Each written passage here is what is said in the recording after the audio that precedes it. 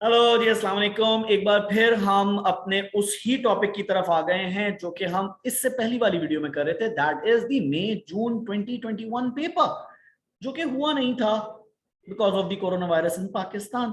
लेकिन वो पेपर हमारे पास जरूर आ गया है और उस पेपर का एक पार्ट हम करते करते रह गए थे पिछली वीडियो में। That is the question number 1 part D. To what extent had India benefited by the early 1920s from supporting Britain in the First World War। इसी फर्स्ट वर्ल्ड वॉर से रिलेटेड हमारे पास सोर्स ए में भी सवाल दिया हुआ था कि क्या रीजन था कि इंडिया ने सपोर्ट किया। अब बात वो कर रहा है कि इंडिया को क्या फायदा हुआ इवेंचुअली इस वॉर में सपोर्ट करने का। तो हमारे पास यहाँ कितने मार्क्स हैं? यहाँ है हमारे पास 10 मार्क का सवाल, और 10 मार्क के लिए हमें कितने फैक्टर्स देने होंगे मेरा बेटा? 5। Okay good. अगर यही सवाल बाद में हमें कहीं मिलता और 14 मार्क्स होता तो हमें कितने फैक्टर्स प्रोवाइड करने पड़ते? 7 wonderful. With judgement. With the judgement, very well. Okay, अब मुझे जरा बताओ कि ये 1920s तक की बात हो रही है। हमारी जंग तो शुरू हुई थी 1914 में। 1914 से 20s तक की बात हो रही है। तो हमारे पास कौन कौन से ऐसे इवेंट हैं जो इस टाइमलाइन में गुजरे हैं जो कि फायदेमंद हैं या नुकसानदेह हैं इस चीज में?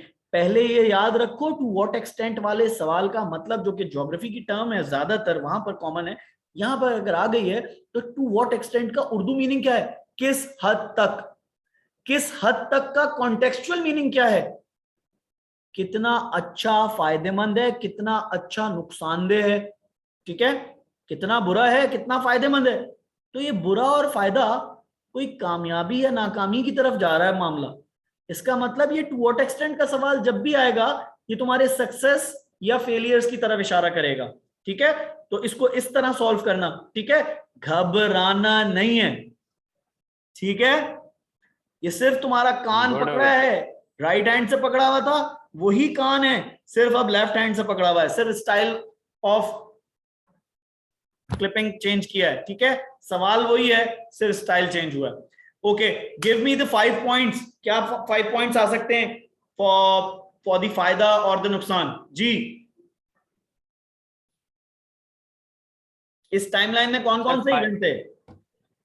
सर सबसे पहले तो अगर गिनते जाएं अगर वर्ल्ड वॉर के हिसाब से 1940 से 1920 तक, तो फॉर एग्जांपल हमारे पास लखनऊ पैक्ट था, हमारे पास मॉन्टॉक चेम्सफोर्ड रिफॉर्म्स थे, हमारे पास अमृतसर मैसेकर था, हमारे पास रॉलेट एक्ट था, और हमारे पास खिलाफत मूवमेंट की स्टार्टिंग थी।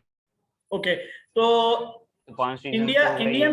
इंडियंस को जिसमें इंडियंस की टर्मिनोलॉजी में जब इंडियंस हैं तो इसमें हिंदू मुस्लिम दोनों शामिल हैं अभी। जब इंडियन सपोर्ट कर रहे थे तो बिल्कुल। इंडियन सपोर्ट लगा के बैठे थे कि हमें कोई फायदा मिलेगा। कोई फायदे वाली चीज मिली इन 4 5 6 सालों में जिसको हम कहेंगे यार ये फायदा है? कोई मॉन्टॉक चैम्सफोर्ड में कोई ऐसी चीज, कोई ऐसी चीज जो हाँ सर। लखनऊ पैक्ट में डिस्कस हुई हो? कोई फायदा हुआ था? क्या हुआ था सर बताओ। एक हाँ हाँ बताओ, मैं हूँ। सर एक दो फायदे ये थे कि सबसे पहले तो उन रिफॉर्म्स में मॉन्टॉक चेम्सफोर्ड में इंडियंस को जो है, हिंदूज और मुस्लिम्स कंबाइंड, उन दोनों को मतलब इंडिकेशन दी गई थी टूवर्ड्स इंडिपेंडेंस या डोमिनियन स्टेटस इंडिया के लिए। और उसके अलावा 1919 के जो रिफॉर्म्स है मॉन्टॉक चेम्सफोर्ड, उसमें इंडियंस को ज्यादा से मिली थी, मतलब गवर्नमेंट कैसे चलानी है इंडिया की। ओके, वो ये कि भाई आपको हम ज्यादा गवर्नमेंट में रखेंगे, आप लोगों का नंबर बढ़ा देंगे, एक ग्रेटर से इन दी गवर्नमेंट, आपकी बात ज्यादा सुनी जाएगी। एक in in my view the lollipops, right? अच्छा, एक ये दूसरा, एक रिपोर्ट उन्होंने 1918 में दी थी जिसका नाम बाद में मॉन्टॉक चैम्सफोर्ड करके आया। ठीक है ना? और उसमें उन्होंने इंडिकेशन दी थी कि शायद वो सेल्फ गवर्नमेंट की तरफ चले जाएं। यही पॉइंट कहने वाले थे तुम अभी? जी सर।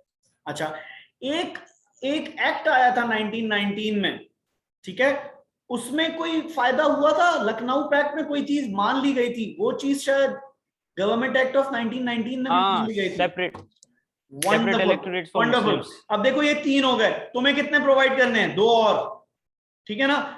2 और में तुम दो इसमें कोई फेलियर्स कर नेगेटिव, देते हैं। इसमें कोई नेगेटिव चीज डाल दो, गंदी चीज डाल दो इसमें। इसमें कोई बुरा वाकया हुआ था इस टाइमलाइन में? हाँ सर, रॉलेट एक्ट और अमृतसर मैसेकर। ओके ओके, सो ये 5 टाइमलाइंस तुम्हारे पास आ गई हैं, ठीक है। इन 5 टाइमलाइंस में तुम इन 5 पॉइंट्स को तुम फैक्टर बना के कर सकते हो। Now your judgement is important. तुम क्या जजमेंट दे सकते हो? क्या सेल्फ रूल का मामला हो गया था या सेपरेट इलेक्टोरेट की तरफ बात चली गई थी?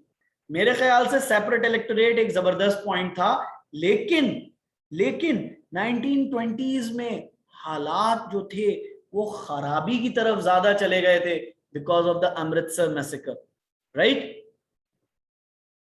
Yes sir, right. तो इंडियंस को ऐसा लगा कि हम हमारे साथ बिट्रे हुआ है, हमने इतना सब कुछ किया, इतना सब कुछ अच्छा किया, बेहतर किया, जैसा इन्होंने कहा, जैसा हमने सोचा था वैसा नहीं हुआ, उससे वर्स्ट हो गया। So either you can go with the counter argument और saying the bad things about the Amritsar massacre. यहां तुम उनको गोरों को कसूरवार ठहरा सकते हो कि उन्होंने नहीं किया फायदा जो पहुंचाना था, या फिर आप सेल्फ रूल या सेपरेट इलेक्टोरेट को पॉइंट बनाकर बात कर सकते हैं एंड। ठीक है, आगे चलें इस सवाल से। यहां तक क्लियर है सब? Yes sir, clear. ओके जी। नाउ अब जो बात हमने आपसे की कि सेक्शन बी में सेक्शन बी में 2 सवाल आते हैं, जो कि आपकी किस्मत है तो अच्छी, तो आपका फायदा हो जाएगा। अगर वो 2 सवाल सेक्शन 1 से एक सवाल आ गया और सेक्शन 2 से दूसरा सवाल आ गया, तो आपके ये 2 सवाल तो कंफर्म अच्छे अच्छे हो जाएंगे, और ये पूरे कंप्राइज होकर आ गए तो बहुत अच्छा है, जो कि नॉर्मली आते हैं।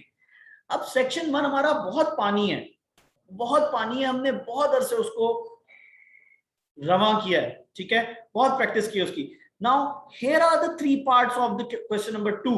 अब इन 4 क्वेश्चंस में से 2 करने, मैं आपको अभी ये 2 क्वेश्चंस कराऊंगा, नंबर 2 और नंबर 3, ठीक है। इनफैक्ट मैं नहीं कराऊंगा, आप खुद करेंगे।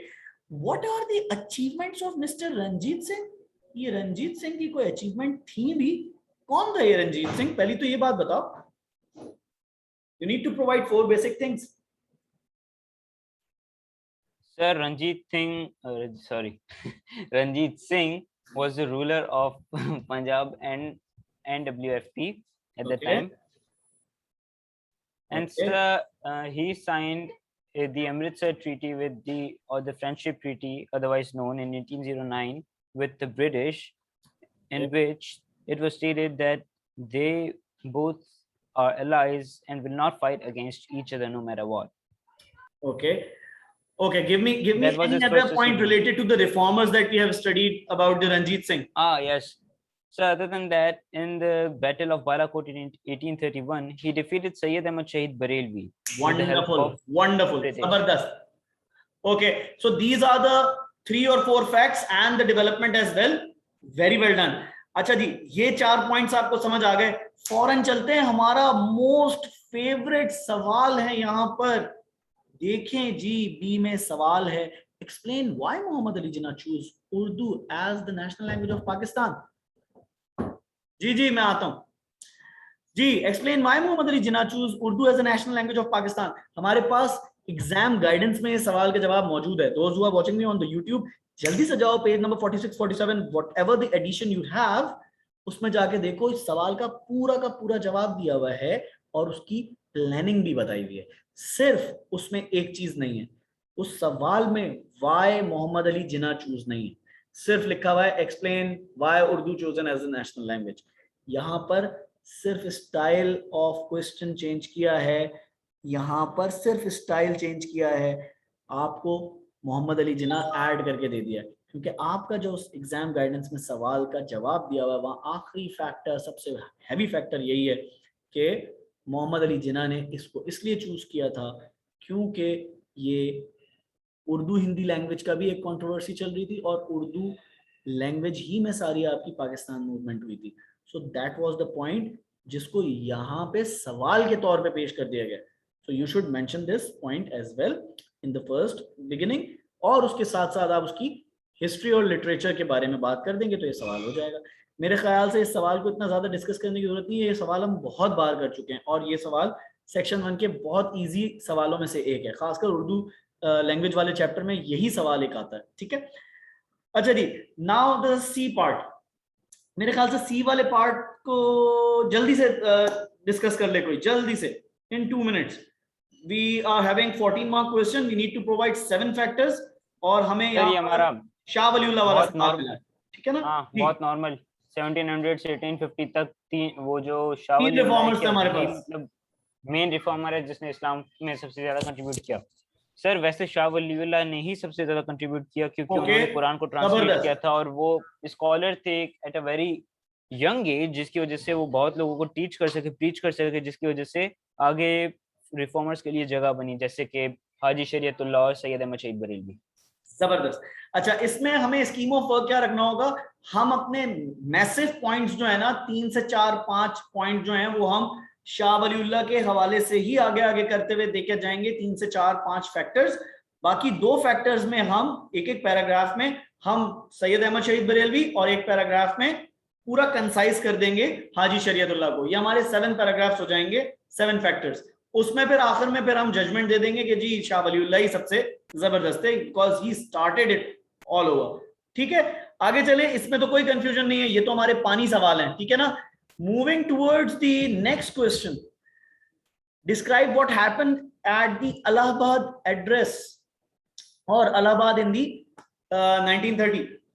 ठीक है, इलाहाबाद एड्रेस हुआ था, एक फैक्टर, एक पॉइंट हो गया। दूसरा किसने किया था जी इलाहाबाद एड्रेस में? किसका एड्रेस मशहूर है? अल्लामा इकबाल।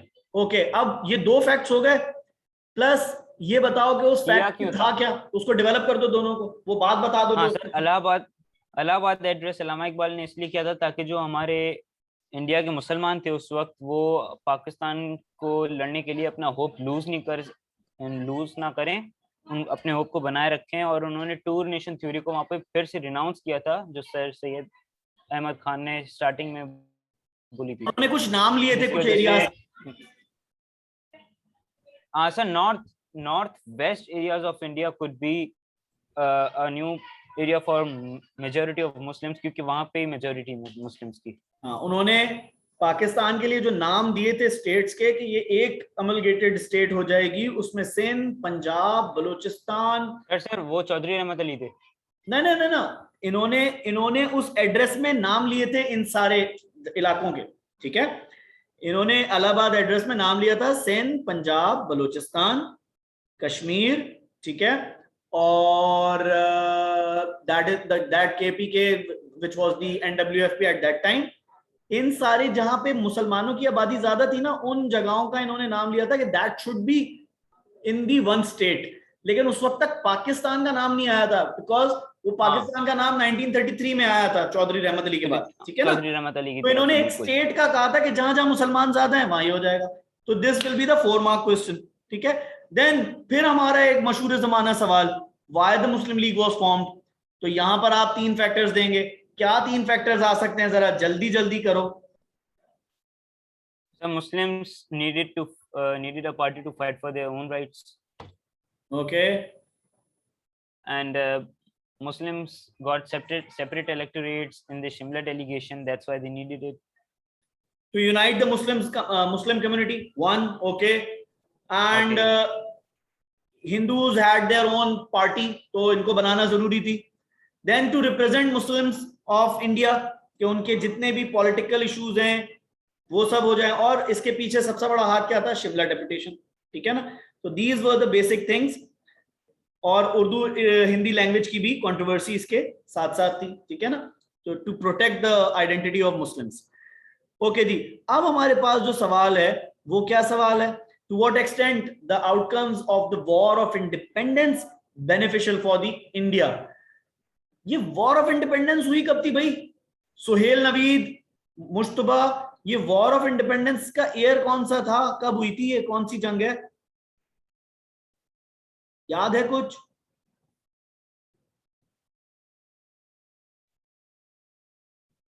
यस राज, कौन से ईयर में हुई थी ये war of independence? I think their mic is not working, typing it down. 1858। Okay, ठीक है। नाउ यू मे अग्री, अब ये देखो टू व्हाट एक्सटेंट वाला सवाल फिर से वही है, successes or the counter arguments or the less successes or the failures. Okay, You may agree that the outcome of the War of Independence was beneficial for India as के doctrine of lapse को abolish कर दिया गया था, ठीक है ना? The East India Company came to an end, फिर क्वीन के पास चली गई थी पावर, याद है? Remember in page number 31 or 32, I guess, depending upon the edition you have of your book, वहां पर प्रोक्लेमेशन ऑफ वॉर दिया हुआ है, ठीक है ना? जंग के बाद जो ऐलान होता है, वहां पे कुछ 5 पॉइंट्स दिए हैं, and in those 5 points I guess एक डॉक्ट्राइन ऑफ लैप्स अबॉलिश हो गई थी, ठीक है? ईस्ट इंडिया कंपनी का टेक ओवर खत्म हो गया था, ठीक है? देन इंडियन फार्मर्स को फायदा देने की बात है, फिर एक चीज और ये थी कि रेलवे नेटवर्क को एक्सटेंड कर दिया गया था, ठीक है ना? हाँ वो भी, पर सर मेरे ख्याल से प्रोक्लेमेशन में वो नहीं था, क्या कहते हैं, फार्मर्स वाली बात नहीं थी प्रोग्रेस में। नहीं वो क्वीन के पास पावर जाना, क्योंकि वो नहीं थी, लेकिन ईस्ट इंडिया कंपनी से पावर ले ली गई थी, इंग्लैंड चली गई थी पावर डायरेक्ट, ठीक है ना? पूरा ब्रिटेन देख रहा था सर वो 1873 इंडिया फिट्स इंडिया एक्ट, उसके बाद हो गया वो, ठीक है? अब इस वॉर के नतीजे ही में ये सारी चीजें हुई, ठीक है? तो ये सारी चीजें आ जाएंगी। अब काउंटर आर्ग्यूमेंट में क्या हो सकता है? जैसे कि मुगल एम्पायर खत्म हो गया था, एक और सर आपको फायदा मिल रहा है, नुकसान भी है कि मुगल्स की आखिरी निशानी खत्म, और सारा इल्जाम मुस्लिम्स पे डाल दिया गया था वॉर का, और सारा का सारा मलबा मुसलमानों पे डाल दिया गया था। Wonderful. So these were the points that you can add here. And trade और बिजनेसेस खराब हो गया था इस दौरान में, जाहिर सी बात है, जंग हो रही है तो कौन बिजनेस करेगा, ठीक है? तो ये सारे पॉइंट्स हैं जो आप इसमें ऐड अप कर सकते हैं। Some of them would be in the favours and some of them would be in not the favour or the less favourable, ठीक है? इस तरह आपके ये 2 सवाल हैं। आपको जो बाकी 2 सवाल हैं वो हम नेक्स्ट सेशन में करेंगे इंशाल्लाह। मैं आपको ये डॉक्यूमेंट भेज दूंगा व्हाट्सएप पे। आपका काम ये है कि आपने इन सवालों को राइट करना है, लिखना है, लिखने की प्रैक्टिस डेवलप करनी है। We know the answer mentally but we need to write it down physically, ताकि हमारी राइटिंग प्रैक्टिस हो और फाइनल्स के वक्त हमारा हाथ ना थक जाए या हमारा माइंडसेट स्लो ना हो कि यार बस बहुत हो गया, जितना लिख लिया काफी है। Okay, so that's it for now. I'll be sending this document to you guys, और जब नेक्स्ट टाइम मिलेंगे तो नेक्स्ट क्वेश्चन जो इसके 2 रह गए हैं उनको देखेंगे। That will be from the section 3 I guess, ठीक है? जरा देख लें। नहीं जी, खुशकिस्मत हैं आप, एक और सवाल सेक्शन 2 से आया हुआ, और देखो मिक्सचर है ये सवाल सेक्शन 2 और 3 का, जैसा मैं कह रहा था हमेशा, ठीक है ना? और आखिरी सवाल तो है ही सेक्शन 3 से। So it was all in all it was a easy paper but a tricky one, ठीक है? नेक्स्ट टाइम मिलेंगे इंशाल्लाह, मजीद सवाल करेंगे। जब तक के लिए अल्लाह हाफिज, अपना बहुत ख्याल रखिएगा। Those who are watching me on the YouTube, do subscribe and share this channel. अल्लाह हाफिज, टेक केयर।